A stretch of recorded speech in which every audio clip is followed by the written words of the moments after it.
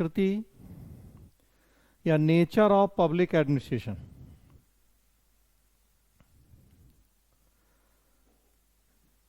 हम शुरुआत करेंगे लोक प्रशासन के परंपरागत अर्थ से ही और फिर आगे बढ़ेंगे। लोक प्रशासन का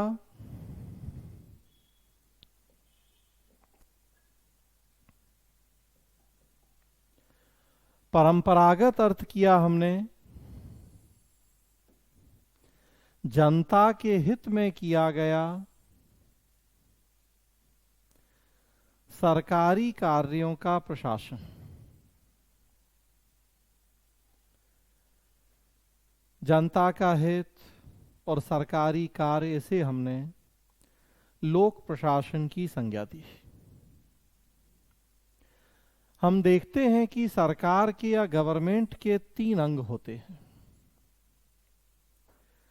विधायिका, कार्यपालिका और न्यायपालिका, लेजिस्लेटिव, एग्जीक्यूटिव और जुडिशियरी। तीनों के अलग अलग कार्य। विधायिका का कार्य कानून बनाना, कार्यपालिका का कार्य उन कानूनों को जनता के बीच में लागू करना और न्यायपालिका का कार्य न्याय प्रदान करना। कार्यपालिका या एग्जीक्यूटिव 2 तरह की होती है, एक पॉलिटिकल एग्जीक्यूटिव या राजनीतिक कार्यपालिका और 2 एडमिनिस्ट्रेटिव एग्जीक्यूटिव या प्रशासनिक कार्यपालिका। राजनीतिक कार्यपालिका मतलब मंत्री, पॉलिटिकल एग्जीक्यूटिव जो जनता के चुने हुए प्रतिनिधि हैं, सांसद, विधायक, एमपी, एमएलए के रूप में हम चुनते हैं, वो मिनिस्टर बनते हैं, वो पॉलिटिकल एग्जीक्यूटिव या राजनीतिक कार्यपालिका है। बहुमत के आधार पर निर्वाचित होते हैं, मेजॉरिटी बेस्ड हैं, इलेक्टेड हैं। और दूसरा प्रशासनिक कार्यपालिका या एडमिनिस्ट्रेटिव एग्जीक्यूटिव जो योग्यता के आधार पर नियुक्त होती है, मेरिट बेस्ड होती है, अपॉइंटेड होती है। सचिव या सेक्रेटरी और प्लस जो जितने प्रशासनिक अधिकारी हैं, आईएएस, आईपीएस वगैरह सब, स्टेट सर्विसेज, इन सबको हम प्रशासनिक कार्यपालिका या एडमिनिस्ट्रेटिव एग्जीक्यूटिव की संज्ञा देते हैं। चाहे राजनीतिक कार्यपालिका हो और चाहे प्रशासनिक कार्यपालिका, उसका एक पद सोपानिक क्रम होता है, एक हायरार्की होती है। पद सोपान प्रशासन का एक नियम है, एक प्रिंसिपल है। हायरार्की जिसका मतलब होता है उच्च और अधीन के संबंधों के आधार पर संगठन को हम विभिन्न स्तरों में वर्गीकृत कर देते हैं।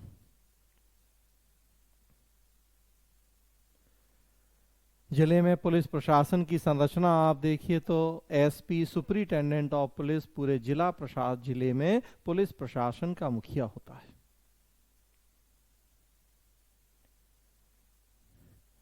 उसके नीचे डीवाईएसपी होता है, इंस्पेक्टर, सब इंस्पेक्टर, तो ऐसे कई स्तर होते हैं। इसी को हायरार्की या पद सोपान कहा गया है। आप देखेंगे चाहे पॉलिटिकल एग्जीक्यूटिव हो चाहे एडमिनिस्ट्रेटिव एग्जीक्यूटिव हो, इनकी एक हायरार्की होती है। कैबिनेट मंत्री होगा, राज्य मंत्री होगा, उप मंत्री होगा, संसदीय सचिव होगा। तो मतलब राजनीतिक कार्यपालिका में भी पद सोपान है। प्रशासनिक कार्यपालिका में देखें तो सचिव, विशेष सचिव, संयुक्त सचिव, उप सचिव, नीचे क्लर्क तक, वहां कई सारे स्तर हैं। किसी और प्रशासन में आप जाएं, हर जगह आपको collector, additional collector, deputy collector पद सोपान मिलेगा। तो चाहे वो राजनीतिक कार्यपालिका हो और चाहे प्रशासनिक कार्यपालिका हो, इनका एक निश्चित पद सोपानिक क्रम, एक हायरार्कल ऑर्डर होता है।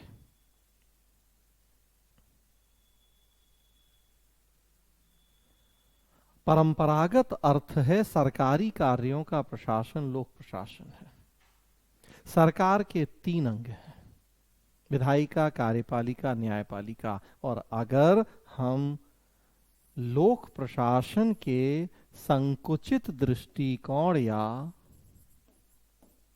नैरो व्यू के अकॉर्डिंग बात करें तो हमने लोक प्रशासन के अंतर्गत केवल कार्यपालिका शाखा के कार्यों को ही शामिल किया है। तो सरकारी कार्यों का प्रशासन लोक प्रशासन, और उसमें भी संकुचित दृष्टिकोण के अनुसार केवल कार्यपालिका शाखा के कार्यों का प्रशासन लोक प्रशासन है। हम बात कर रहे हैं कि कार्यपालिका 2 तरह की है, राजनीतिक कार्यपालिका, प्रशासनिक कार्यपालिका। इनका एक निश्चित पथ सोपानिक क्रम है। अब हम एक प्रश्न उठा रहे हैं, आपके सामने एक क्वेश्चन रख रहे हैं। मान लिया हमने कि सरकारी कार्यों का प्रशासन लोक प्रशासन है, ये भी मान लिया हमने कि केवल कार्यपालिका के कार्यों का प्रशासन लोक प्रशासन है, लेकिन कार्यपालिका बहुत बड़ी है। कार्यपालिका में सचिव से लेकर चपरासी तक लाखों लोग काम कर रहे हैं।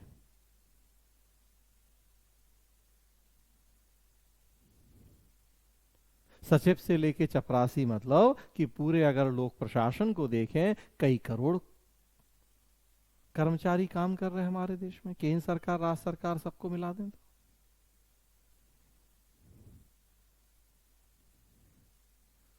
मान लिया कार्यपालिका शाखा के कार्यों का अध्ययन करें हम लोक प्रशासन में, लेकिन हम ये भी क्लियर कर लें कि जो ये लाखों करोड़ों लोग काम कर रहे हैं, क्या सबको शामिल करें हम लोक प्रशासन में? प्रश्न है हमारे सामने कि संगठन के किस स्तर की क्रियाओं का प्रशासन लोक प्रशासन है। संगठन के किस स्तर की क्रियाओं का प्रशासन लोक प्रशासन है। क्या हम संगठन में टॉप टू बॉटम जितने लेवल हैं उन सबकी स्टडी करेंगे लोक प्रशासन में, और या कुछ पर्टिकुलर स्तरों का ही अध्ययन किया जाएगा? जब लोक प्रशासन का एक इंडिपेंडेंट सब्जेक्ट के रूप में जन्म हुआ तो हमारे सामने ये समस्या थी। एक समस्या थी कि हम सरकार के किस अंग के कार्यों का अध्ययन करें, तो वो क्षेत्र में हमने देखा या स्कोप में, और संकुचित दृष्टिकोण ने कहा केवल कार्यपालिका। चलिए मान ली बात, अब उसी को हम आगे बढ़ा रहे हैं कि कार्यपालिका भी बहुत बड़ी है। 10-5 लोग तो काम करते नहीं है, लाखों लोग काम करते हैं, इनफैक्ट करोड़ों। तो क्या पूरी कार्यपालिका की स्टडी करेंगे? संगठन के किस स्तर के कामों का अध्ययन किया जाए? इस समस्या को नाम दिया गया है लोक प्रशासन की प्रकृति, नेचर ऑफ पब्लिक एडमिनिस्ट्रेशन। और इस समस्या के समाधान के लिए कुछ दृष्टिकोणों का प्रतिपादन किया गया है। जैसा क्षेत्र में हमने देखा कि उस समस्या के समाधान के लिए कई व्यूज आए थे, दृष्टिकोण थे, उसी तरह से प्रकृति के संदर्भ में भी कुछ दृष्टिकोणों का प्रतिपादन किया गया। एक एक करके हम उन दृष्टिकोणों को यहाँ पढ़ेंगे। तो याद रखें, लोक प्रशासन के क्षेत्र का मतलब सरकार के किस अंग के कार्य, और लोक प्रशासन की प्रकृति का मतलब कि संगठन के किस स्तर के कार्य, केवल टॉप लेवल या टॉप टू बॉटम सबके कामों को शामिल किया जाए। तो जो दृष्टिकोण आए हैं, पहला दृष्टिकोण देखेंगे मैनेजेरियल अप्रोच या प्रबंधकीय दृष्टिकोण। मैनेजेरियल अप्रोच या प्रबंधकीय दृष्टिकोण, इस दृष्टिकोण का कहना है कि हम संगठन में शामिल केवल उच्च स्तर के कार्यों का ही अध्ययन करेंगे। उच्च स्तर या प्रबंधकीय स्तर भी कहते हैं हम उसे, मैनेजेरियल लेवल, तो केवल उसकी स्टडी की जाएगी लोक प्रशासन विषय के अंतर्गत। सबकी स्टडी नहीं, केवल टॉप लेवल। क्यों करेंगे ऐसा? तो नीचे लिखा हुआ है, इसकी सोच है कि लोक प्रशासन का संबंध कार्यों को करवाने से होता है, न कि खुद कार्य करने से। कार्य करवाने का काम करते हैं टॉप लेवल पे बैठे लोग, करने का काम करते हैं नीचे वाले लोग। इसका मानना है कि लोक प्रशासन का जो रिलेशन है वो केवल कार्यों को करवाने से है। तो हम उसी की स्टडी करेंगे। करवाने का काम टॉप लेवल के लोग करते हैं, तो हम बस उसकी स्टडी करेंगे, हम करने वालों की स्टडी नहीं करेंगे। इनका कहना है कि अगर करवाने वाले योग्य, सक्षम और दक्ष हों, करवाने वाले सही तरीके से अपनी भूमिका जानते हों, तो करने वालों से तो वो जैसा चाहेंगे वैसा करवा लेंगे। तो करवाने वाले महत्वपूर्ण होते हैं। हम योग्य हैं, हम सक्षम हैं, हम आपको सही रास्ता दिखा रहे, सही गाइडेंस दे रहे हैं, तो आप अपने लक्ष्य प्राप्त कर लोगे। हम ही ने गलत रास्ता दिखा दिया तो फिर आप क्या करोगे? तभी आपकी सफलता असफलता की जिम्मेदारी हमारे हाथ में है। जैसा रास्ता हम दिखाएंगे, आप हमारे ऊपर भरोसा कर रहे हैं, हम आपको गाइड कर रहे हैं, आपके नेता हैं, जैसा हम आपको लेके चलेंगे आप वैसे ही चलेंगे। सही रास्ता दिखाएंगे तो सही, और गलत दिखाएंगे तो गलत। तो हमारा महत्व है, आपका तो महत्व नहीं है। इस प्रबंधकीय दृष्टिकोण का ऐसा कहना है। तो हम बस टॉप लेवल की स्टडी करें, उसको ट्रेनिंग दे दें, उसमें जो जरूरी गुण हैं उनका विकास कर दें, उसकी क्षमताएं बढ़ा दें, स्किल डेवलपमेंट कर दें, तो बस, तो केवल उसकी स्टडी करें। चलिए मान लेते हैं अभी इनकी बात कि हम केवल टॉप लेवल की स्टडी करें, उच्च स्तर पे बैठे लोगों की। सचिव, विशेष सचिव, संयुक्त सचिव, उप सचिव, बस जो ये टॉप लेवल के ऑफिशियल्स हैं, केवल इनसे मतलब हो प्रशासन में, केवल इन्हीं के कामों का अध्ययन किया जाए, बाकी लोअर लेवल वालों से मतलब ना हो। और एक समस्या है यहाँ, मान लिया उच्च स्तर के कार्यों का अध्ययन करें, तो फिर और एक प्रश्न है कि उच्च स्तर के कौन से कार्यों का अध्ययन करें, ये भी क्लियर कर लें। भाई कोई भी एक नया सब्जेक्ट हम पढ़ने जा रहे हैं, तो शुरुआत में ही चीजें जितनी क्लियर रहें, हमें आगे के लिए उतना अच्छा है। मान लिया कि हम टॉप लेवल की स्टडी करेंगे, तो अब टॉप लेवल के कौन कौन से कार्य ये भी बता दो। प्रबंधक क्या क्या काम करता है जिसकी हमें प्रशासन के अंतर्गत स्टडी करनी है। तो फिर यहां एक तो आपको याद रखना है लूथर गुलिक का पोस्टकॉर्ब दृष्टिकोण, जिसकी हमने क्षेत्र में भी आपसे बात की थी, वो यहां से भी जुड़ा हुआ है। और एक और यहां है हेनरी फ्योल का पॉकॉक दृष्टिकोण। ये उच्च स्तर या प्रबंधकीय स्तर के कार्य बताए हैं इन विद्वानों ने, सलाह दी है कि हम प्रशासन के अंतर्गत इन कामों की स्टडी करें। टॉप लेवल पर बैठे लोग इन कार्यों को संपन्न करते हैं। पोस्टकॉर्ब की हमने बात की थी पीछे आपसे। पोस्टकॉर्ब लूथर गुलिक ने प्रतिपादन किया, अमेरिकन पॉलिटिकल साइंटिस्ट थे। उन्होंने 7 कार्य बताए थे पोस्टकॉर्ब में। अंग्रेजी के 7 शब्दों के प्रथम अक्षरों से मिलके बना POSDCORB. Planning, organising, staffing, directing, coordinating, reporting and budgeting. तो इन 7 कार्यों का अध्ययन करें।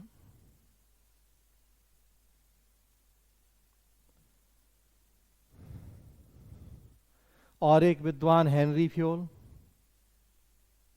हेनरी फ्योल फ्रेंच इंजीनियर थे, बाद में मैनेजर भी हुए। इन्होंने पॉकॉक की थ्योरी दी।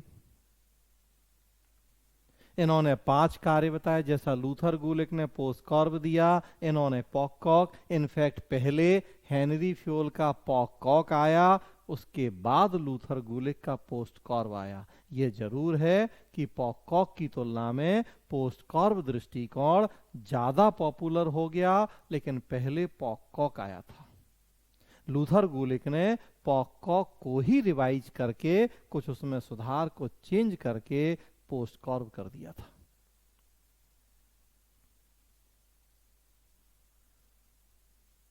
तो हेनरी फ्योल जो कि फ्रांसीसी इंजीनियर थे, बाद में मैनेजर भी हुए, इन्होंने प्रबंधक के 5 कार्य बताए।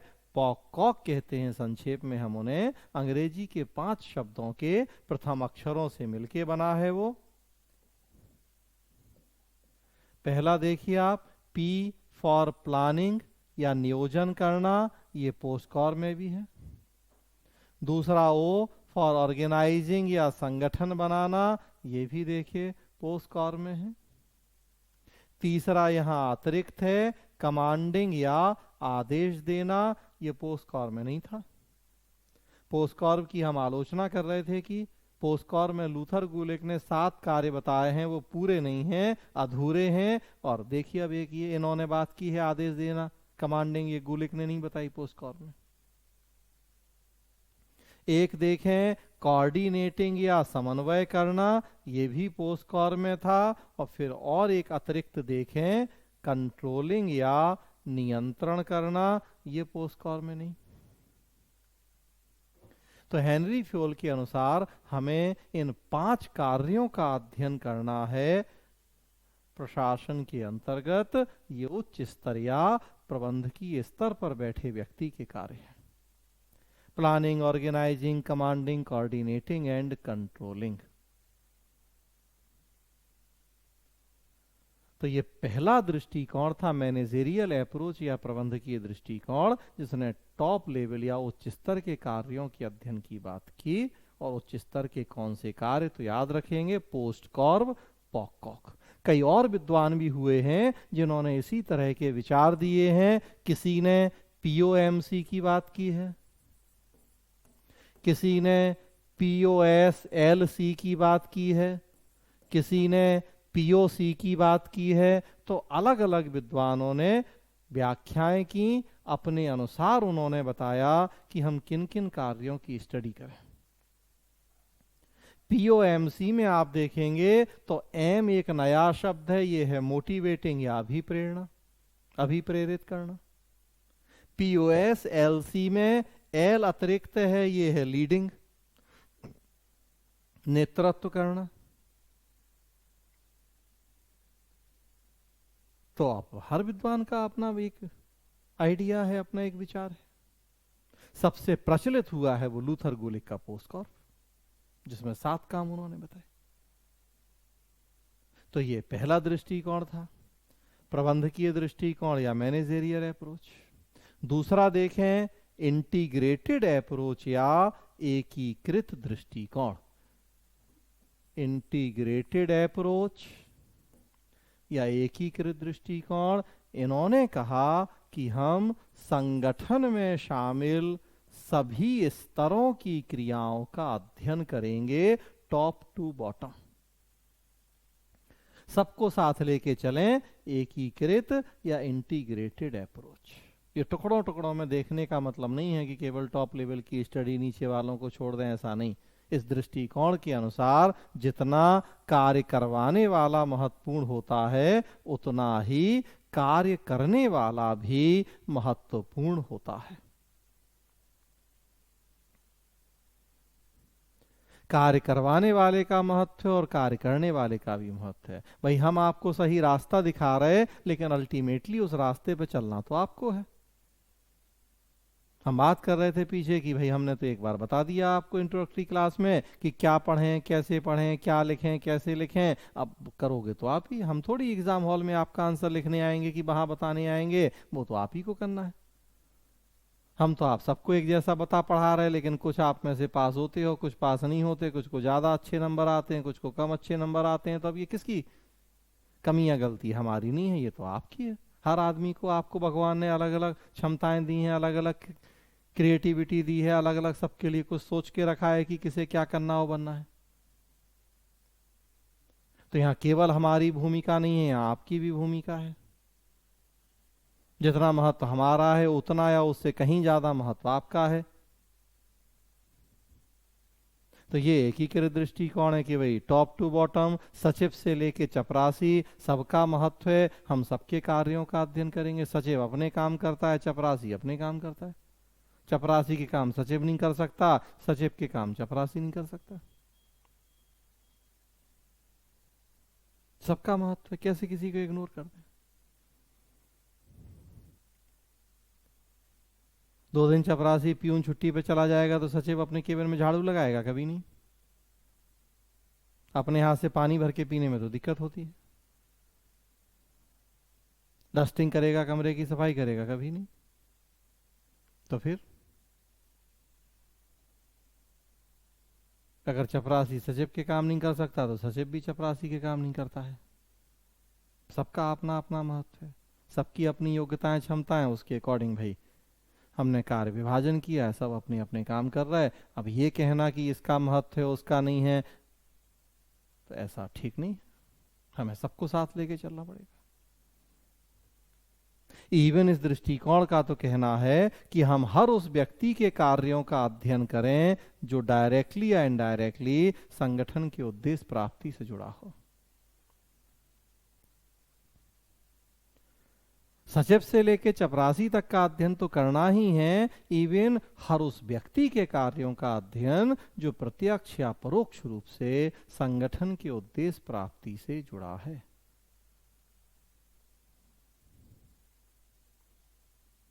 एक डाकिया या जो पोस्टमैन है, हमें उसकी भी स्टडी करनी पड़ेगी, वो हमारे संगठन का पार्ट ना हो तब भी।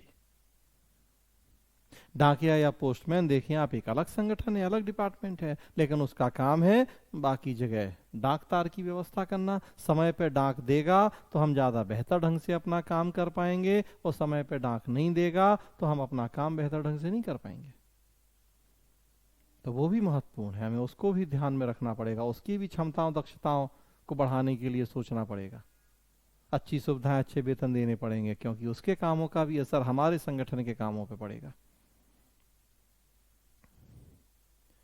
तो हम भी महत्वपूर्ण हैं, आप भी महत्वपूर्ण हैं। जो ये सारा स्मार्ट क्लास का सेटअप कर रहा है, देख रहा है, वो भी महत्वपूर्ण है। और सामने उदाहरण है कि वो कुछ गड़बड़ी कर दे, कुछ कम बताए, कुछ नहीं बताए, तो उसकी वजह से अगर 10 मिनट क्लास डिले हो जाए तो है वो आखिर उसकी भी भूमिका की नहीं आपके हमारे कामों में, उद्देश्य प्राप्ति में।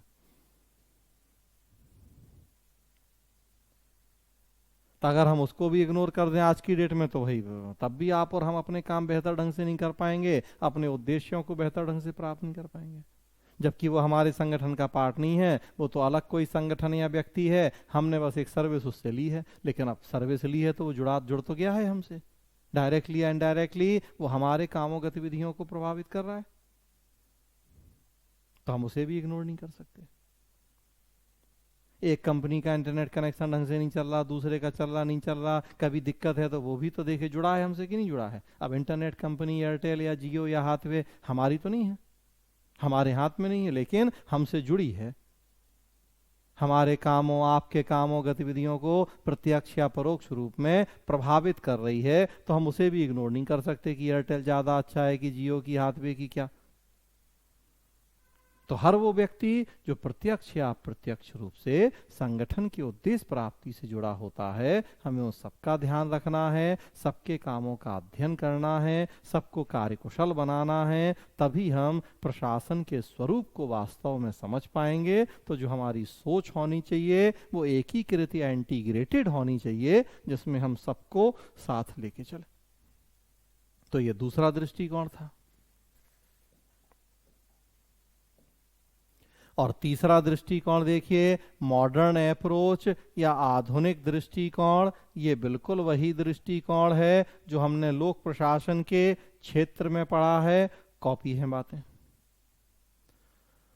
मॉडर्न व्यू या आधुनिक दृष्टिकोण जो कि इकोलॉजिकल अप्रोच या पारिस्थितिक दृष्टिकोण पर आधारित है, जिसका कहना है कि लोक प्रशासन एक न्यू एंड डायनामिक सब्जेक्ट है। तो हम पहले से इसके बारे में कुछ फिक्स माइंडसेट करके नहीं बैठ सकते। जैसी सिचुएशन हो उसके अकॉर्डिंग हम डिसाइड करें कि हमें इस विषय के अंतर्गत किन बातों का अध्ययन करना है और किन का अध्ययन नहीं करना है।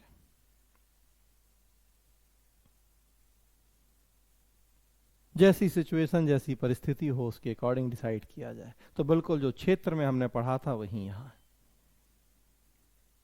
हम बात कर रहे थे कि बिफोर इंडिपेंडेंस रेगुलेटरी स्टेट था, आफ्टर इंडिपेंडेंस वेलफेयर स्टेट आया, सरकार के काम बदल गए, क्षेत्र बदल गया। नेचर में भी देखेंगे आप, स्वतंत्रता के पहले जब नियामकीय राज्य की संकल्पना थी, तब मैनेजेरियल अप्रोच या प्रबंध की दृष्टिकोण होता था, हम केवल टॉप लेवल की बात करते थे। F.W. टेलर ने साइंटिफिक मैनेजमेंट थ्योरी दी, वैज्ञानिक प्रबंध सिद्धांत, मैक्स वेबर ने ब्यूरोक्रेसी मॉडल दिया, केवल टॉप लेवल की बात की। हेनरी फ्योल, लूथर गुलेग देख रहे हैं, सब केवल टॉप लेवल की बात कर रहे हैं। सब ये रेगुलेटरी स्टेट के जमाने के थिंकर हैं या द्वितीय विश्व युद्ध के पहले के थिंकर हैं सब। द्वितीय विश्व युद्ध के दौर में वेलफेयर स्टेट आया, सोच बदल गई, हम इंटीग्रेटेड अप्रोच की, एकीकृत दृष्टिकोण की बात करने लगे। Elton Mayo human relation theory लेके आए, मानव संबंध सिद्धांत, उसमें उन्होंने टॉप टू बॉटम सबकी बात की। उन्होंने टॉप लेवल के निर्णयों में जो लोअर लेवल के कर्मचारी हैं उनके भागीदारी, उनके पार्टिसिपेशन पे बल दिया, ह्यूमनिस्टिक अप्रोच रखी। ह्यूमन रिसोर्स डेवलपमेंट का कॉन्सेप्ट आया, एचआरडी का कॉन्सेप्ट आया। एचआरडी यही होता है कि जितने लोग संगठन से जुड़े हैं सब मानव हैं, सब रिसोर्स हैं, सबके डेवलपमेंट के लिए हमें एफर्ट करने होंगे। तो इंटीग्रेटेड अप्रोच होगी। तो एग्जाम्पल भी वही है कि रेगुलेटरी स्टेट में मैनेजेरियल अप्रोच और वेलफेयर स्टेट में इंटीग्रेटेड अप्रोच आ गई। आज हम देखिए अपने देश में बात करते हैं कि हमारे देश में हमने लोक सेवाओं को 4 ग्रुप्स में डिवाइड किया है, ग्रुप ए, बी, सी और डी। तो हम डी की भी बात कर रहे हैं। इसका मतलब ही है कि हमारी जो अप्रोच है वो इंटीग्रेटेड है, हम सबको साथ लेके चल रहे हैं। केवल मैनेजरियल अप्रोच होती तो हम केवल ग्रुप ए की बात करते, ज्यादा है ग्रुप बी की बात कर लेते, सी और बी से हमें कोई मतलब ही नहीं होता। लेकिन ऐसा नहीं है, हमें उनसे भी मतलब है। तो इंटीग्रेटेड अप्रोच है। तो ये टॉपिक है लोक प्रशासन की प्रकृति या नेचर ऑफ पब्लिक एडमिनिस्ट्रेशन। छोटा सा एक टॉपिक था। अगला टॉपिक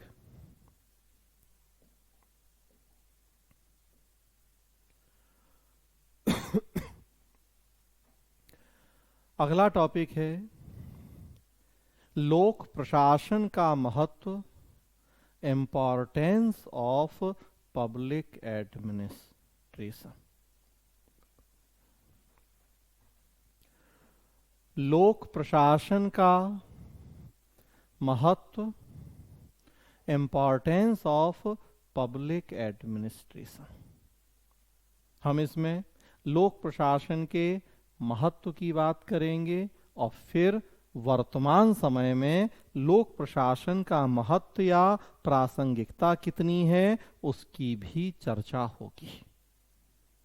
तो जैसा पीछे भी हमने आपको बताया है कि लगभग हर टॉपिक को हम 2 पार्ट में पढ़ेंगे, एक बिफोर एलपीजी और दूसरा आफ्टर एलपीजी। हम वही करेंगे इस टॉपिक में। एक बार ट्रेडिशनल महत्व देखेंगे, परंपरागत दृष्टि से क्या महत्व है लोक प्रशासन का, और देन फिर तब हम बात करेंगे कि वर्तमान समय में, प्रेजेंट टाइम में क्या महत्व या उसकी प्रासंगिकता क्या है। पुरानी चीजों की जब हम आज के समय में उपयोगिता देखते हैं तो उसको हम कहते हैं प्रासंगिकता, रेलिवेंस। तो ये टॉपिक होगा लोक प्रशासन का महत्व और वर्तमान समय में उसकी प्रासंगिकता। तो शुरू करते हैं। जैसा हम जानते हैं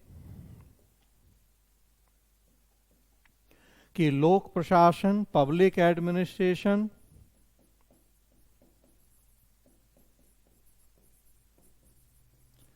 दो भूमिकाओं वाला विषय है।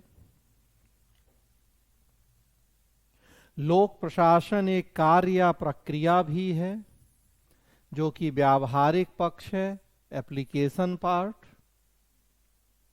और उसके साथ साथ लोक प्रशासन एक सब्जेक्ट भी है, अध्ययन का विषय भी है, उसका थ्योरेटिकल पार्ट, वैचारिक या सैद्धांतिक पक्ष। लोक प्रशासन की ये दो भूमिका है। हम इसे एक सब्जेक्ट के रूप में पढ़ते भी हैं, और जो चीजें हम पढ़ते हैं उन्हें अपने चारों तरफ व्यवहार में हम इम्प्लीमेंट होते हुए देखते भी हैं। ऐसा कहा जाता है कि लोक प्रशासन कार्य या प्रक्रिया के रूप में उतना पुराना है जितनी पुरानी सभ्यता। जब से ह्यूमन सिविलाइजेशन है, मानव सभ्यता का उदय हुआ है, तभी से लोगों के कल्याण और विकास के लिए काम होते रहे हैं। मतलब तब से ही कार्य या प्रक्रिया के रूप में लोक प्रशासन का अस्तित्व विद्यमान है। हाँ, हमने एक सब्जेक्ट के रूप में उसे पढ़ना शुरू किया है 1887 से, या कहें कि पढ़ना तो और बाद में शुरू किया है, बस एज ए सब्जेक्ट लोक प्रशासन का जन्म हुआ है 1887 1887 में। अमेरिका में पॉल साइंस के प्रोफेसर थे वुडरो विल्सन। उनके प्रयासों से लोक प्रशासन का एक स्वतंत्र विषय के रूप में जन्म हुआ था। तो देखिए आप, लोक प्रशासन कार्य या प्रक्रिया के रूप में सभ्यता जितना पुराना है, तब से लेकर आज तक लोक प्रशासन चल रहा है, तो ये बात हमें उसके महत्व को बताती है। महत्वपूर्ण चीज है, तभी सभ्यता जितनी पुरानी है और तब से लेके आज तक चल रही है। और एज ए सब्जेक्ट इसका जन्म हुआ है 1887 में, तब से लेकर अब तक जो भी लगभग 130 साल का समय है, 135 साल का, इसमें इस सब्जेक्ट का डेवलपमेंट कैसे हुआ है, उसकी विकास यात्रा कैसे हुई है।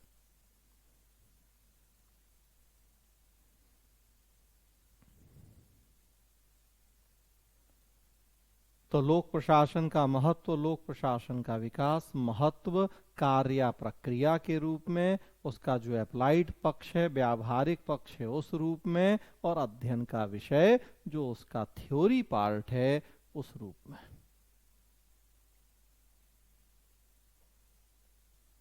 हम पहले महत्व की बात करें कि लोक प्रशासन का महत्व क्या है, कैसे लोक प्रशासन सभ्यता के उदय से लेकर आज तक चल रहा है, क्यों चल रहा है।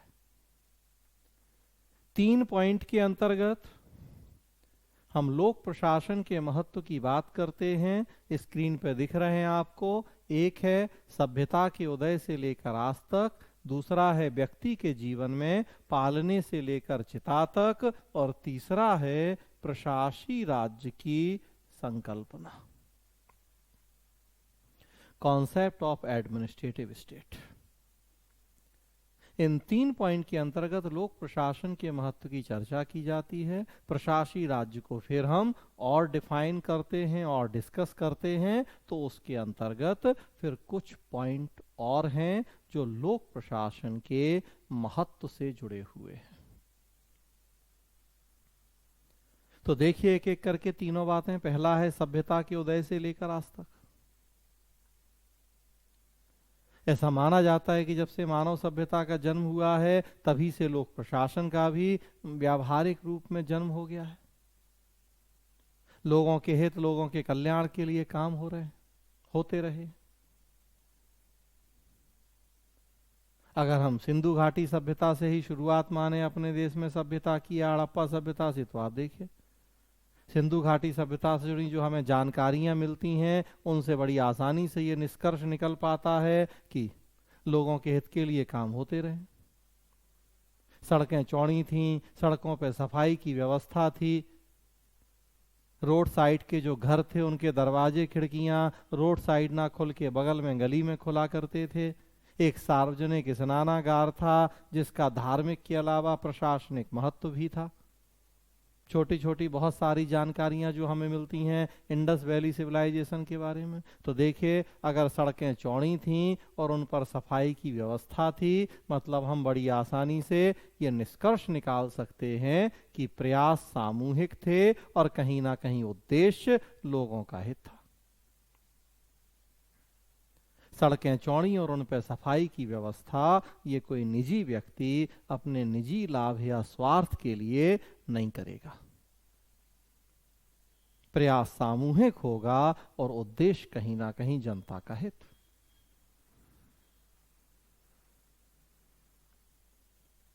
मतलब लोक प्रशासन।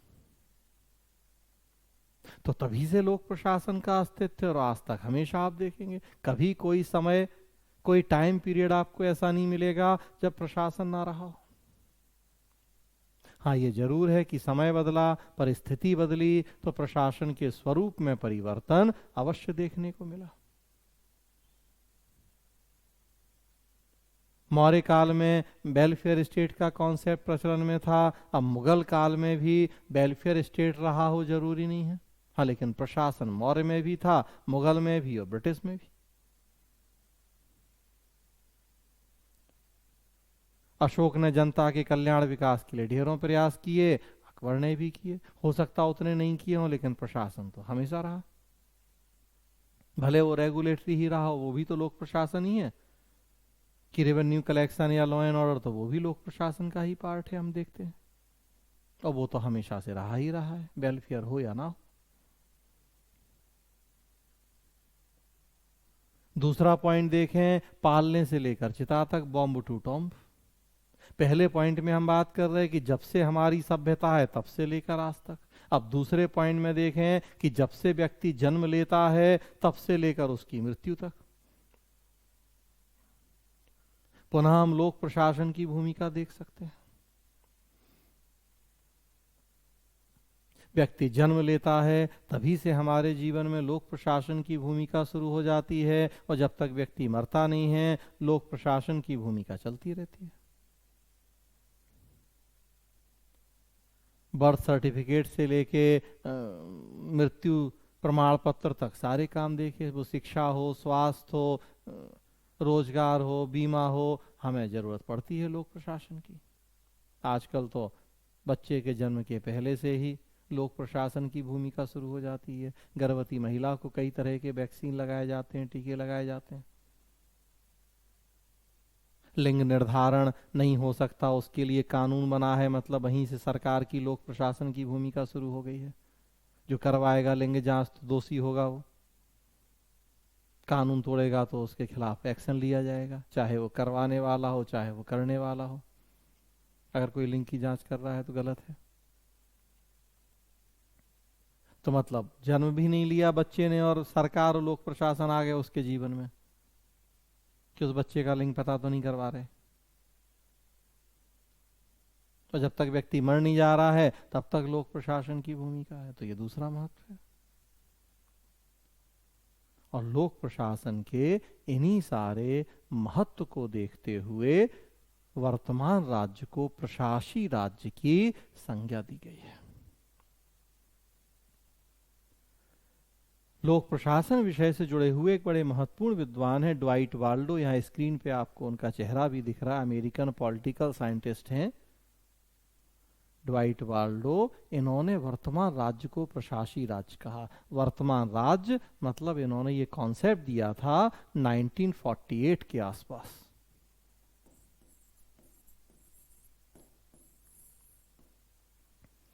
एडमिनिस्ट्रेटिव स्टेट या प्रशासी राज्य का कॉन्सेप्ट दिया ड्वाइट वाल्डो ने।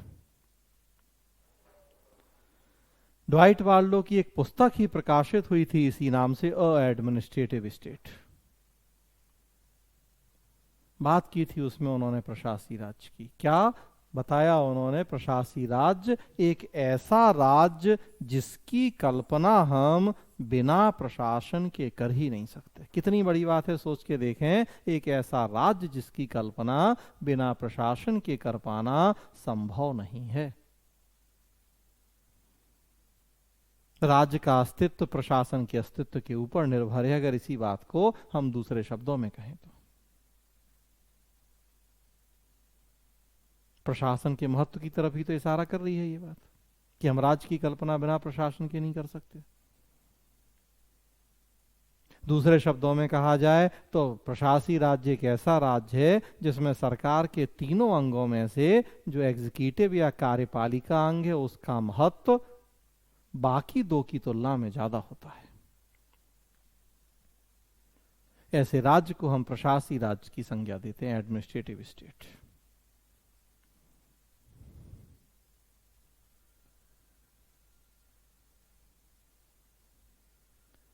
तो ये अपने आप में बहुत बड़ी बात थी। 48 मतलब सेकेंड वर्ल्ड वॉर के बाद की बात है। वेलफेयर स्टेट का कॉन्सेप्ट आ गया था, और वेलफेयर स्टेट में तो हम देखते हैं कि वैसे भी लोक प्रशासन की भूमिका और महत्व बहुत ज्यादा बढ़ गया। अब उद्देश्य हो गया जनता का समावेशी विकास, होल डेवलपमेंट,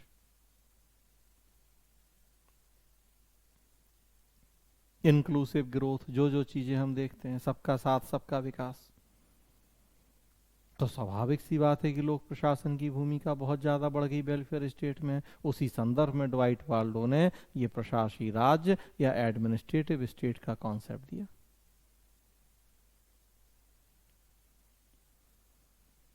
प्रशासी राज्य क्यों कहा उन्होंने, क्यों वो ये बात कह रहे हैं कि हम राज्य की कल्पना बिना प्रशासन के नहीं कर सकते? बहुत बड़ी बात। तो हमें फिर इसकी व्याख्या करनी है। कुछ पॉइंट हैं लोक प्रशासन के महत्व के संदर्भ में।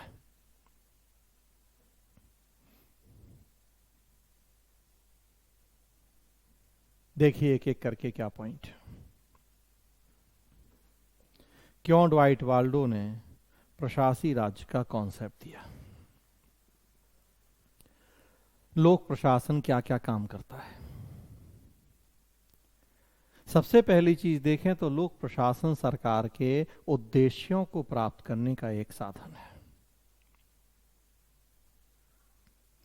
सरकार का जो भी उद्देश्य हो, शिक्षा, स्वास्थ्य, रोजगार, कृषि, सरकार उन उद्देश्यों को प्राप्त करने के लिए नीतियां बनाए, पॉलिसी बनाए, लेकिन उनको जनता के बीच में लागू कौन करेगा? तो हम जानते हैं कि लोक प्रशासन, उसी का काम है। लोक प्रशासन का मूल काम यही है, नीतियों का क्रियान्वयन। कार्यपालिका का काम और कार्यपालिका का ही अध्ययन संकुचित दृष्टिकोण के अनुसार हम लोक प्रशासन में करते हैं।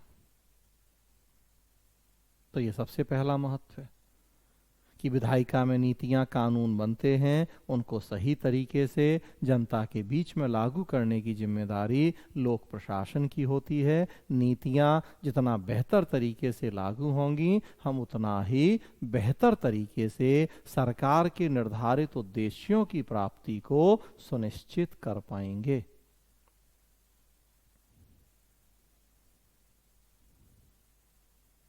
नई शिक्षा नीति हो, चाहे राजकोषीय नीति हो, मौद्रिक नीति हो, XYZ जो भी जितने कानून हो सरकार के, वो घरेलू हिंसा की रोकने के लिए या दहेज प्रताड़ना को रोकने के लिए या और जो अल्टीमेटली विधायिका ने, सरकार ने तो बना देना है, उन कानूनों नीतियों को लागू करने की जिम्मेदारी प्रशासन की है। तो ये सबसे पहला महत्व और सबसे महत्वपूर्ण काम होता है लोक प्रशासन का।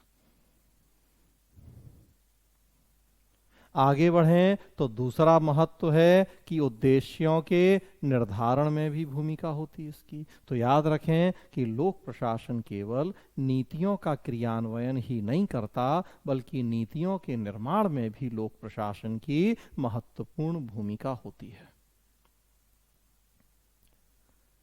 सबसे पहली बात तो कि लोक प्रशासन में जो लोग बैठे हैं वो योग्य, अनुभवी, वो सक्षम, प्रशिक्षित होते हैं, ट्रेंड हैं, वो मेरिट बेस्ड उनका अपॉइंटमेंट हुआ है, एक्सपीरियंस होल्डर हैं। तो बिना उनके सहयोग के, बिना उनके आप विशेषज्ञ एडवाइस के आप बेहतर ढंग से पॉलिसी मेकिंग का काम कर ही नहीं पाएंगे। प्लस उसके साथ साथ क्रियान्वयन के लिए उन्हें जमीनी स्तर पे उतरना होता है। क्रियान्वयन का काम बंद एसी कमरे में बैठ के तो होगा नहीं, पॉलिसी बना सकते हैं आप बंद एसी कमरे में बैठ के, लेकिन क्रियान्वयन कैसे करेंगे? उसके लिए तो धरातल पे उतरना पड़ेगा, जमीन में जाना पड़ेगा, लोगों के बीच में, गांव में, जहां जो नीति लागू करनी है, तो वहां फिर उन्हें वो जो लोकल प्रॉब्लम होती हैं, रियलिटीज होती हैं, उनकी जानकारी होती है, लोगों के फीडबैक होते हैं उनके पास,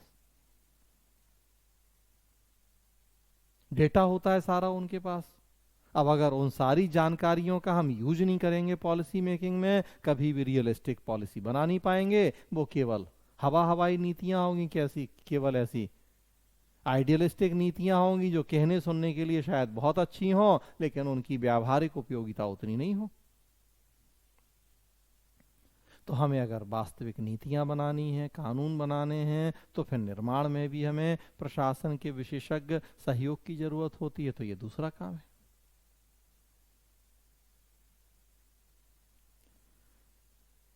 तीसरा देखेंगे तो नियामकीय प्रशासन की स्थापना, रेगुलेटरी स्टेट। नियामकीय प्रशासन में हम देखते हैं कि 3 काम करती है सरकार, और तीनों काम लोक प्रशासन के द्वारा किए जाने हैं, चाहे वो रेवेन्यू कलेक्शन हो, चाहे वो लॉ एंड ऑर्डर हो, और चाहे वो न्याय हो। तीनों काम लोक प्रशासन के द्वारा ही किए जाएंगे। राजस्व प्रशासन लोक प्रशासन का पार्ट है, पुलिस प्रशासन लोक प्रशासन का पार्ट है, और अगर हम ब्रॉड व्यू की बात करें, व्यापक दृष्टिकोण की, तो न्याय प्रशासन भी लोक प्रशासन में शामिल है। संकुचित के अनुसार केवल कार्यपालिका क्रियान्वयन, लेकिन व्यापक के अनुसार तीनों, निर्माण भी न्याय भी। तो ये एक काम है लोक प्रशासन का, रेगुलेटरी स्टेट या नियामकीय प्रशासन के कार्य। अगला देखें तो वेलफेयर स्टेट या लोक कल्याणकारी राज्य के कार्य। यह भी लोक प्रशासन को करना है। वेलफेयर स्टेट, सबका साथ सबका विकास।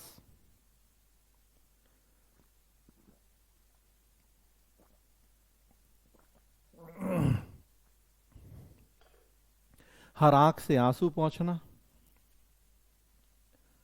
शिक्षा हो, स्वास्थ्य हो, रोजगार हो, जो समाज के डिप्राइव क्लास हैं, गरीब निरक्षर लोग हैं, उन सबका कल्याण विकास करना है, सब लोक प्रशासन का ही काम है। तो वेलफेयर, हम देखते हैं कि आफ्टर सेकेंड वर्ल्ड वॉर और हमारे देश में आफ्टर इंडिपेंडेंस वेलफेयर स्टेट का कॉन्सेप्ट आया। सरकारें हर आंख से आंसू पहुंचने की बातें करने लगी, जनता के समावेशी विकास पे बल दिया गया। उसी में देखें आप तो सामाजिक आर्थिक परिवर्तन और विकास, socio economic change and development, welfare का ही पार्ट है।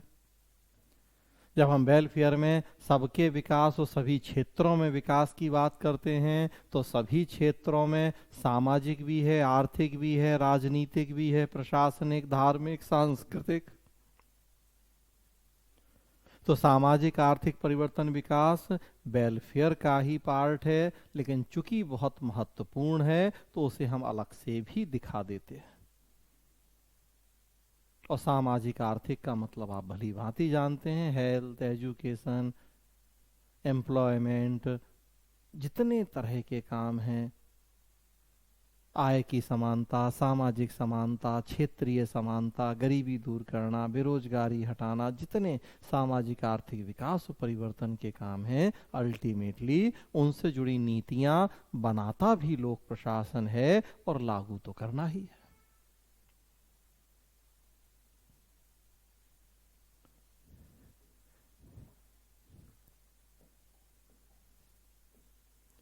कुछ और पॉइंट है। अगला देखें, ये भी वेलफेयर का ही पार्ट है कि लोक प्रशासन राजनीतिक परिवर्तन और विकास का साधन है। पॉलिटिकल चेंज एंड डेवलपमेंट, हमारे देश में राजनीति में करप्शन बहुत ज़्यादा है, क्रिमिनलाइजेशन ऑफ पॉलिटिक्स, राजनीति के अपराधीकरण की समस्या है, वोट बैंक की राजनीति है, या और राजनीति में बहुत सारी कमियां हैं। हमें उन कमियों को दूर करना है, सुधारना है, उनसे जुड़ी नीतियां बनानी है, लागू करना है। बात फिर घूम फिर के वही कि कौन नीतियां बनाएगा, कौन लागू करेगा। नीतियां बनाएगी विधायिका, लेकिन फिर जैसा हम बात कर रहे हैं कि विशेषज्ञ सहयोग तो प्रशासन का ही चाहिए है। 73rd 74th कॉन्स्टिट्यूशनल अमेंडमेंट के माध्यम से हमने डिसेंट्रलाइजेशन को प्रमोट किया, पंचायती राज, म्यूनिसिपैलिटीज, इन सबको स्थापित करना शुरू किया। अगेन देखिए, उनकी सफलता की जिम्मेदारी किसके कंधों पे है? प्रशासन। चाहे वो ईवीएम हो, चाहे वीवीपैट हो, चाहे निष्पक्ष चुनावों की बात हो, सब किसके कंधे पे है? प्रशासन। तो जो भी राजनीति में हमें सुधार करने हैं, परिवर्तन करने हैं, विकास करने हैं, उनसे जुड़ी नीतियां बनानी हैं, लागू करना है, सब लोक प्रशासन के कंधों पे है।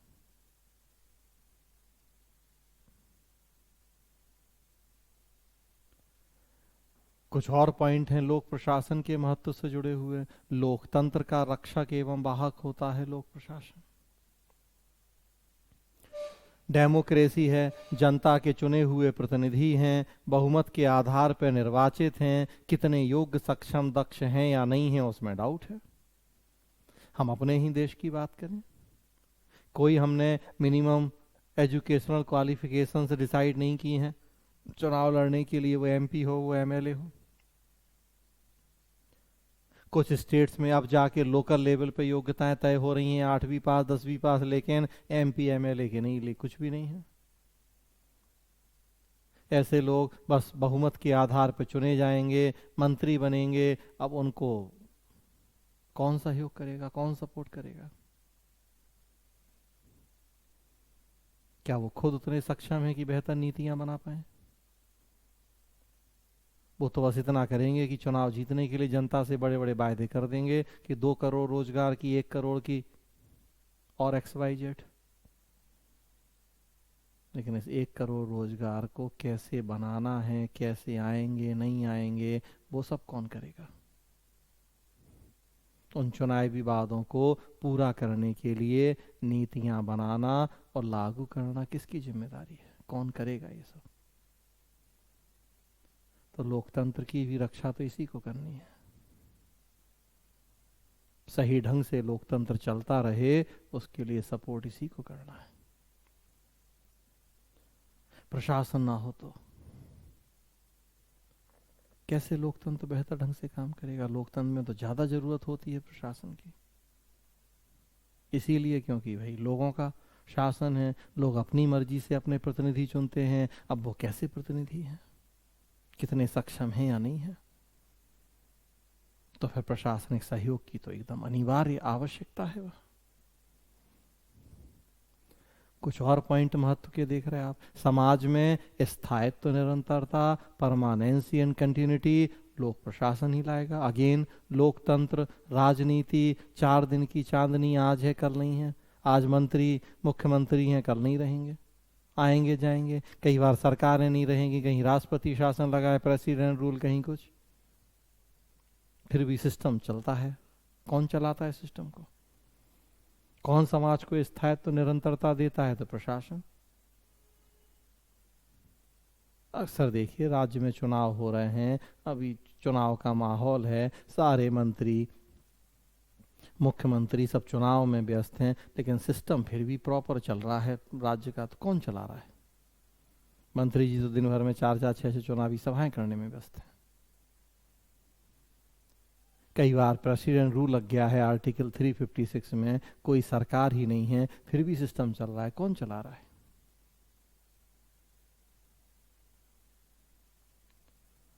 राजनेता पूरा कार्यकाल भी करेगा तो 5 साल दोबारा आएगा कि नहीं आएगा कोई भरोसा नहीं, लेकिन प्रशासक जब तक रिटायरमेंट की आयु नहीं होगी तब तक सर्विस देगा, मतलब एक काफी लंबा टाइम। तो वही समाज को स्थायित्व, निरंतरता प्रदान करने का जरिया होता है।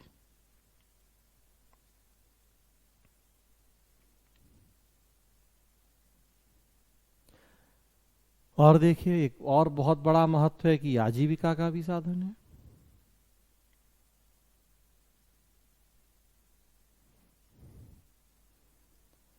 लाखों करोड़ों लोगों को एम्प्लॉयमेंट प्रदान कर रहा है ये। केंद्र सरकार, सभी राज्य सरकारों के सरकारी कर्मचारी मिला दें तो कई करोड़ कर्मचारी के हैं हमारे देश में लोक प्रशासन।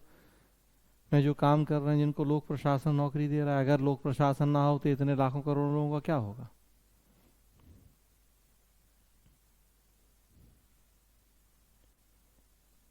कोरोना और लॉकडाउन के दौर में आप देखें लगभग सारे प्राइवेट काम धंधे या ठप हो गए या इतने ज़्यादा दुष्प्रभावित हुए, लेकिन उसके बाद भी जितने ये लोक प्रशासक हैं, सरकारी कर्मचारी, थोड़ी बहुत सैलरी अगर लेट हुई हो तो हुई हो, नहीं तो टाइम पे सैलरी, दिवाली के बोनस भी, बाकी चीज़ें भी।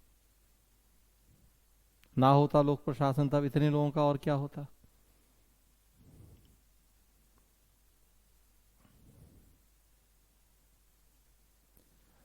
उसी सब आधार पे कहा जाता है कि लोग, सॉरी, एक और पॉइंट है उसमें अभी, कि निजी प्रशासन का भी संरक्षक है ये।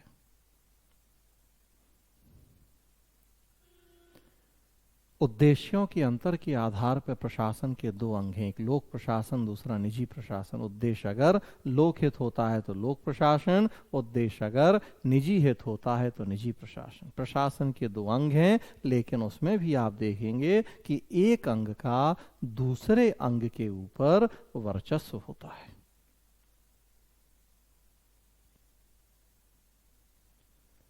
लोक प्रशासन निजी प्रशासन को प्रोटेक्ट करता है, कंट्रोल करता है, उसका सप्लीमेंट्री बनता है, उसका कंप्लीमेंट्री बनता है, नियंत्रक भी होता है, संरक्षक भी होता है, पूरक भी होता है। निजी प्रशासन को बेसिक इंफ्रास्ट्रक्चर चाहिए, बिजली चाहिए, सड़क चाहिए, पानी चाहिए, पुलिस चाहिए, सब लोक प्रशासन उपलब्ध करवाएगा। निजी प्रशासन गड़बड़ नहीं करे, लोगों के हितों को नजरअंदाज नहीं करे, संविधान का पालन करे, कानून का पालन करे, लोक प्रशासन ही तय करेगा। और ऐसे काम जो निजी प्रशासन नहीं करता, नहीं कर सकता, वो सारे काम भी लोक प्रशासन करेगा। निजी प्रशासन गरीबी नहीं हटाएगा, बेरोजगारी नहीं हटाएगा, कोई नहीं, लोक प्रशासन कर लेगा। निजी प्रशासन कश्मीर नहीं जाएगा, नॉर्थ ईस्ट नहीं जाएगा, कोई बात नहीं, लोक प्रशासन जाएगा।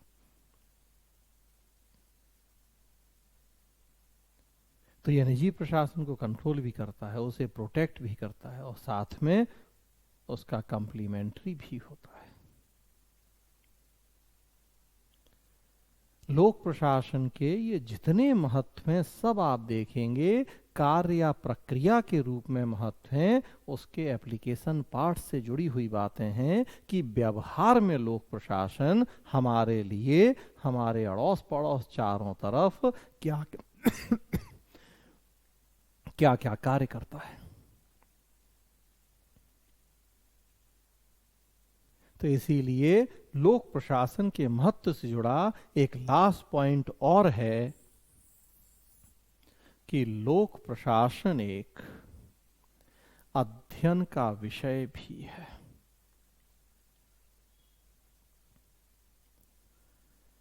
केवल लोक प्रशासन व्यवहार में काम ही नहीं कर रहा है, बल्कि अब हम इसको एक बहुत पॉपुलर, बहुत डायनामिक सब्जेक्ट के रूप में अध्ययन अध्यापन भी कर रहे हैं।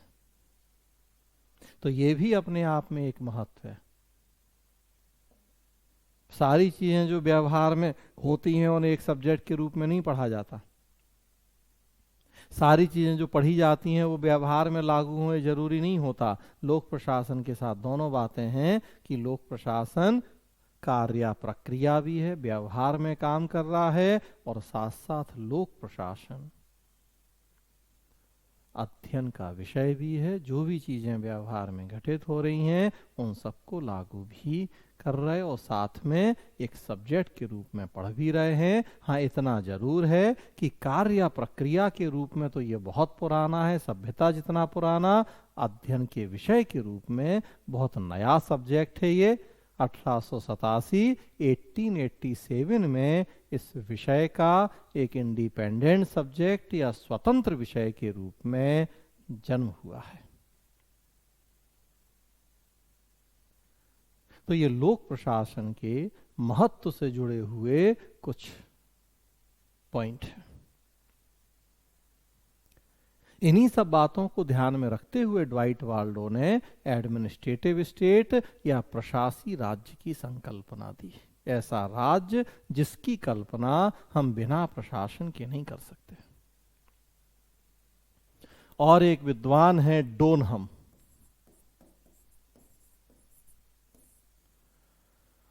डोनहम ने भी कुछ उसी तरह की बात की जैसी ड्वाइट वाल्डो ने। डोनहम ने कहा कि यदि हमारी सभ्यता असफल होगी तो इसका दायित्व प्रशासन की असफलता पर होगा।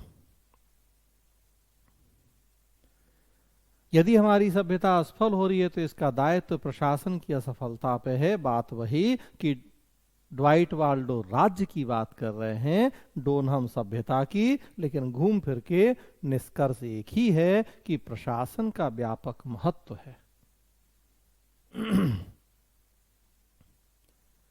क्या महत्व है, सो वो हमने वही बात की आपसे कि प्रशासन क्या क्या काम करता है। वास्तव में आप देखें तो सारे काम तो प्रशासन ही कर रहा है। नीति का निर्माण भी, नीति का क्रियान्वयन भी, न्याय भी, राजस्व भी, पुलिस भी, शिक्षा भी, स्वास्थ्य भी, रोजगार, सारे काम तो लोक प्रशासन कर रहा है। फिर ऐसी स्थिति में अगर लोक प्रशासन नहीं होगा तो सरकारें क्या करेंगी, राज्य क्या करेंगे, सभ्यताएं क्या करेंगी, फेल हो जाएंगे सब। तो कितना जरूरी है, कितना महत्व है लोक प्रशासन का हमारे देश में या किसी भी देश में। हम ओवरऑल बात कर रहे हैं, लेकिन फिर वही बात कि ये सारी बातें 1980 से पहले की हैं, या जितना अभी तक हमने आपसे बात की, ये जो लोक प्रशासन का महत्व है ये बिफोर एलपीजी है। आज से 40 साल पहले हम ये सारी बातें कहते तो बड़ी अच्छी लगती थी कि लोक प्रशासन, शिक्षा भी, स्वास्थ्य भी, रोजगार भी। आज तो प्राइवेट स्कूल है, कौन जाता है सरकारी स्कूल में पढ़ने, या कितने जाते हैं। प्राइवेट अस्पताल हैं, कितने सरकारी अस्पताल में जाके इलाज करवा रहे हैं।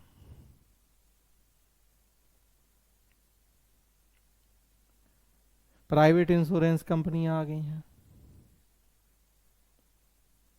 तो कहने का मतलब कि क्या आज भी ये सारी बातें ठीक हैं? हम आपसे आउटडेटेड बातें कर रहे हैं, अभी 40 साल पुरानी बातें कर रहे हैं, या आज भी ये सारी बातें एकदम सही हैं? आज भी ये सारे काम कर रहा है लोक प्रशासन? तो अब हमें वर्तमान समय में लोक प्रशासन का महत्व या उसकी उपयोगिता क्या है उसकी बात करनी है। सो आज यहीं रोकेंगे, अगली क्लास मतलब कल बात करेंगे कि वर्तमान समय में लोक प्रशासन का महत्व या उसकी प्रासंगिकता क्या है। अभी हमने आपसे परंपरागत तौर पे बात की, ट्रेडिशनली, कि क्या महत्व रहा है लोक प्रशासन का, क्यों प्रशासी राज्य की संकल्पना आई है, कैसे हम इतनी बड़ी बात कहते हैं कि राज्य की कल्पना बिना प्रशासन के नहीं की जा सकती। अब हम वर्तमान समय में, वर्तमान समय मतलब एलपीजी की नीतियों के संदर्भ में देखेंगे कि लोक प्रशासन का महत्व या उसकी उपयोगिता क्या है। तो आज यहीं रोक रहे हैं, कल यहीं से आगे बढ़ाएंगे। किसी को कुछ पूछना है तो पूछ सकते हैं।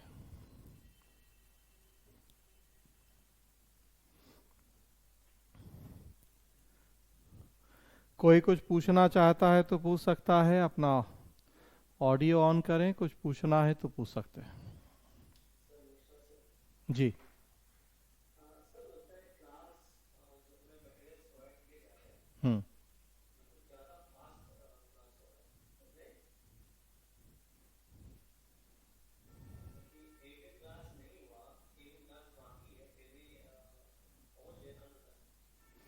हम्म तो 2000 पेज का पूरा मटेरियल आपको मिलेगा। अब अगर इस स्पीड से नहीं चलेंगे तो 5 महीने में हम खत्म ही नहीं कर पाएंगे। तो अब अगर, हाँ, क्योंकि अब अगर ऑन एन एवरेज 4-5 पेज भी नहीं पढ़ेंगे पर डे, अभी तो ज़्यादा पढ़ेंगे, कभी कभी तो 10-10, 20-20 जैसे टॉपिक होंगे। कई ऐसे फैक्चुअल टॉपिक आएंगे कि जिनमें उतना हमारे समझाने का काम नहीं होगा तब तो। और अभी तो 16 पेज अगर हमने आपको भेजे और एक हफ्ते में 16 पेज भी हम खत्म नहीं कर पाए, 4 पेज 5 पेज पर डे, तो फिर ये तो, हाँ, नहीं नहीं, वो वैसे भी बात मैं सबके लिए बात कर रहा हूँ, केवल आपके लिए नहीं है। प्रश्न भले आप अकेले पूछते हैं या कोई दूसरा, लेकिन जवाब तो सबके लिए होता है। तो ये तो खैर उस दिन, ये बात तो हमने उस दिन बताई थी कि जब इसी बात को हम एक एक चीज बोर्ड पे लिखते हैं तो काम डबल हो जाता है। अब उतना समय हम लोगों का बच रहा है। हाँ, इसमें अब ये जरूर बात है कि अगर आप लोग अभी तालमेल नहीं बिठा पा रहे, असुविधा हो रही है, तो हम स्पीड घटा सकते हैं। लेकिन हाँ वैसे, लेकिन हमारे हिसाब से कि अब इतना तो चूंकि मुझे लग रहा है कि स्पीड ठीक है, 4 घंटे 4 पेज 5 पेज, अभी अभी का जो हम लोगों का एवरेज है वो 4 पेज 5 पेज पर डे उतना भी नहीं है। धीरे धीरे अभी ये एवरेज भी बढ़ेगा। बाकी अगर आपको ऐसा लग रहा है कि उतना कवर नहीं कर पा रहे तो हम लोग घटा सकते हैं इसको कुछ, स्पीड को। अच्छा अच्छा। हम्म। हाँ, वो तो सारे रिसेंट इशू हैं जो न्यूज़पेपर में आप पढ़ रहे हैं, वो तो बस हम एक जगह कलेक्ट करके आपको दे रहे हैं, बस उनको आपको अब यहाँ टॉपिक में ऐड करना है। जब जो टॉपिक होंगे उसमें हम पबेट के साथ साथ जीएस को भी आपको कई सारे सेक्शन दे रहे हैं। तो उसमें वो कोई, उसमें डिस्कशन का तो कोई इशू ही नहीं है। आरटीआई जब हम पढ़ेंगे तो अब आरटीआई से जुड़े जितने आपके पास समसामयिकी में इशू हों वो आप यहाँ आपने जोड़ लीजिएगा बस उसको वहां से लाके। तो वो करंट अपडेट्स बस आपके उसमें रहेंगे सारे, जो रिपोर्टें आ रही हैं या जो डेवलपमेंट हो रहा है, वो गवर्नर हो वो, और जो जो टॉपिक हो तो वो बस यहाँ उसमें अलग से समझना, चूंकि डेली अखबार की चीजें हैं वो तो वो अखबार आप पढ़ रहे हैं। बस हम आपकी ये हेल्प कर रहे हैं कि उस 16-14 पेज के अखबार में या मैगजीन्स में हमारे काम की बातें क्या हैं, हम लोगों के सेक्शंस जुड़ी हुई, वो हम कंपाइल करके बस दे दे रहे हैं आपको। बाकी किसी बाकी किसी इशू में कोई दिक्कत होगी तो जरूर उस पर हम बात कर लेंगे कि सर ये बात समझ में नहीं आई, तो वो फिर हम बात करेंगे उस पर।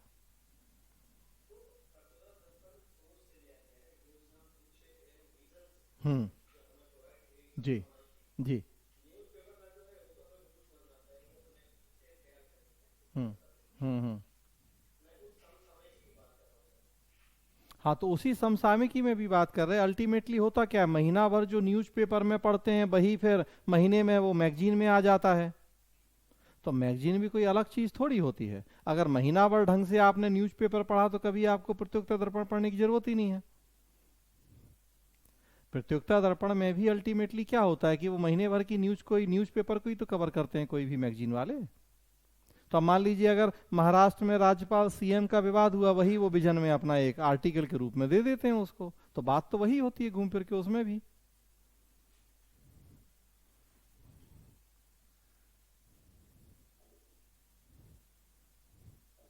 जी हाँ, बताइए।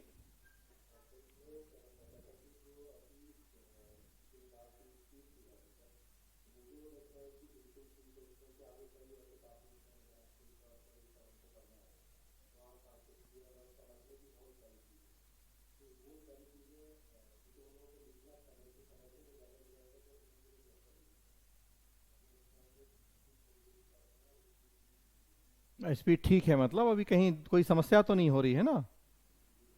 हाँ हाँ, ठीक है ठीक है। जब कभी ऐसा लगे कि स्पीड ज़्यादा हो रही है तो हमें बताएंगे, थोड़ा सा हम स्पीड कम कर लेंगे। और जिस दिन हमने कहा ही था कि जिस दिन हमें बोर्ड पे लिखना होगा तो ये डबल टाइम हो जाएगा उतना। अभी हम कोशिश कर रहे हैं कि जितना स्लाइड बनती जाए तो उतना, भाई हम लोग मेन तो पर्पज हमारा यहाँ समझना है। नोट्स तो पूरा हम 2000 पेज से ज़्यादा का नोट्स आपको देंगे। ये मंथली मैगजीन ही देखिए, अब 100-100 पेज की तो ये मैगजीन दे रहे हैं, अखबार अलग दे रहे हैं, प्लस ये जो बेसिक नोट्स पूरा, वो तो इतनी चीज़ें। तो इसलिए मेन तो हमारा बस यहाँ पर्पज है समझना। और अगर जब भी कभी ऐसा, वो आप बताइएगा, जब भी कभी ऐसा लगे कि हाँ सर तालमेल नहीं बैठ रहा है, थोड़ा सा दिक्कत है, तो हम लोग स्पीड हाँ अपना थोड़ा घटा लेंगे। हाँ, जी जी जी जी जी। हम्म, ठीक है। और कोई कुछ? चले कुछ नहीं तो फिर आज की क्लास रोक रहे हैं, कल आगे बढ़ाएंगे। सो आप लोग अब लीव कर सकते हैं मीटिंग, कल हम लोग फिर मिलेंगे। चलिए, धन्यवाद। जी जी जी।